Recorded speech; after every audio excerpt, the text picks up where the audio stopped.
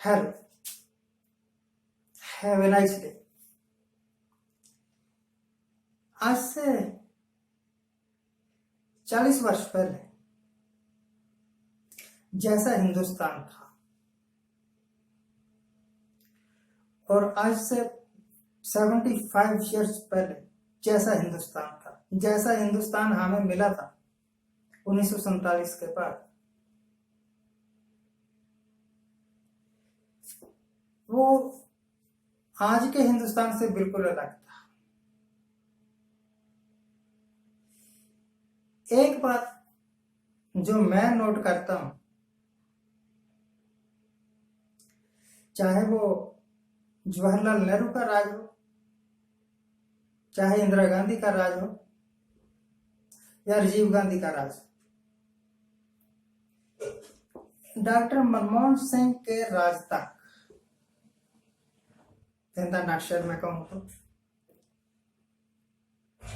इतने टैक्सेस नहीं थे। अब तो इन्होंने पेंसिल पर भी टैक्स, पेन पर भी टैक्स, नोटबुक पर भी टैक्स लगा दिया। अब तो इन्होंने दही पर भी, दूध पर भी टैक्स लगा दिया, घी पर भी टैक्स लगा दिया। देसी उस वक्त इतने टैक्सेस नहीं थे, जीएसटी तो था ही नहीं, सेल टैक्स वगैरह हुए करते थे, वो भी इतने हैवी नहीं थे। ये समझ लो कि जिस वक्त जवाहरलाल नेहरू ने यह सोचा ना कि मैं एक स्टील प्लांट लगाऊंगा,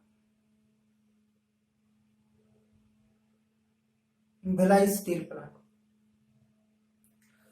उस प्लांट की टोटल लागत रशिया ने सर्वे किया था हमारे वास्ते। हमारे पास इतने इक्विपमेंट नहीं थे कि एक स्टील प्लांट लगाने के लिए लेआउट प्लान बना सकें या पूरा सर्वे कर सकें। एक स्टील प्लांट लगाने के लिए सिर्फ स्टील प्लांट का ही सर्वे नहीं करना पड़ता। पानी कहां से आएगा, चूल्हे का पत्थर कहां से आएगा, कोयला कहां से आएगा, इलेक्ट्रिसिटी कैसे पैदा करेंगे। ये 5 बड़े बड़े अलग प्रोजेक्ट हैं। स्टील प्लांट तैयार होगा, पर अगर कोयला अवेलेबल नहीं है नजदीक, अगर चूने का पत्थर अवेलेबल नहीं है नजदीक, अगर मैग्नीज नहीं है नजदीक, ये रॉ मटेरियल्स है। अगर पानी नहीं है अवेलेबल, पानी इन द बल्क चाहिए, बहुत सारा पानी चाहिए, तो स्टील प्लांट नहीं लग सकता। तो उस वक्त जो अंदाजा लगाया गया तो वो 4,000 करोड़ रुपए था। नेहरू साहब के पास पैसे नहीं थे, तो डिले होता गया, 10 साल डिले हो गया। और आज हम इस हालत में हैं कि एक मूर्ति, वो आदमी जो आज से 50 साल पहले इस दुनिया को छोड़ के जा चुका, उसकी मूर्ति बनाने में 3,000 करोड़ रुपए खर्च देते हैं।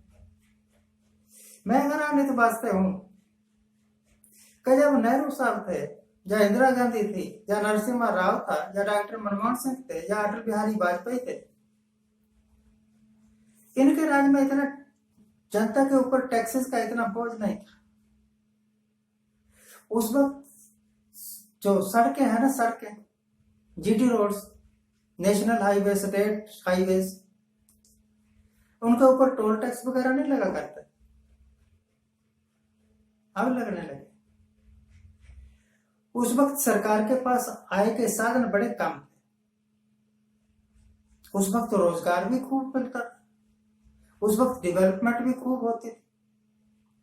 हमने कभी नहीं सुना 1990 तक, बल्कि 2000 तक मैंने कभी नहीं सुना कि किसी सरकार ने कोई सरकारी उपक्रम बेचा हो। अब टैक्सेस भी बहुत ज्यादा है, 28% क्या बोलते हैं, जीएसटी लगा हुआ है, goods and sale tax 28%, 18%। Copy pencil पर भी, दही पर भी, दूध पर भी टैक्स लगा हुआ है।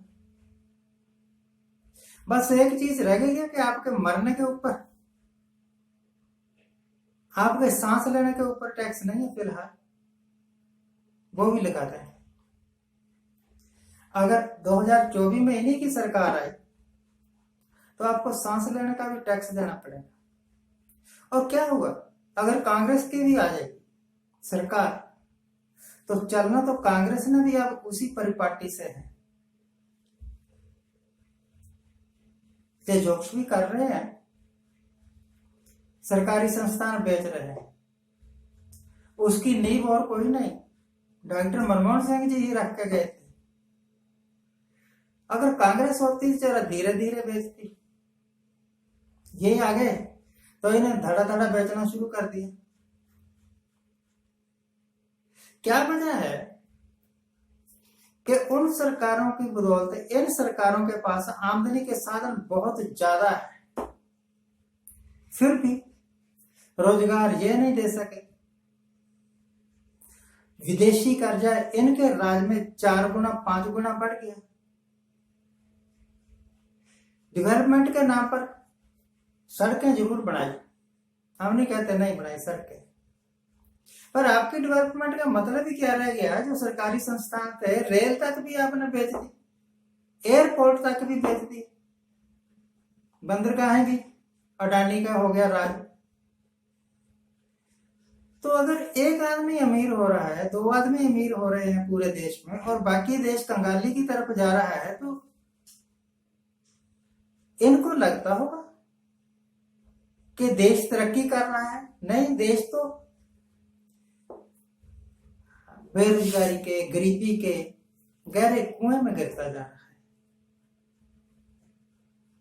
अच्छे दिन आए हैं तो अडानियों और अंबानियों के आए हैं,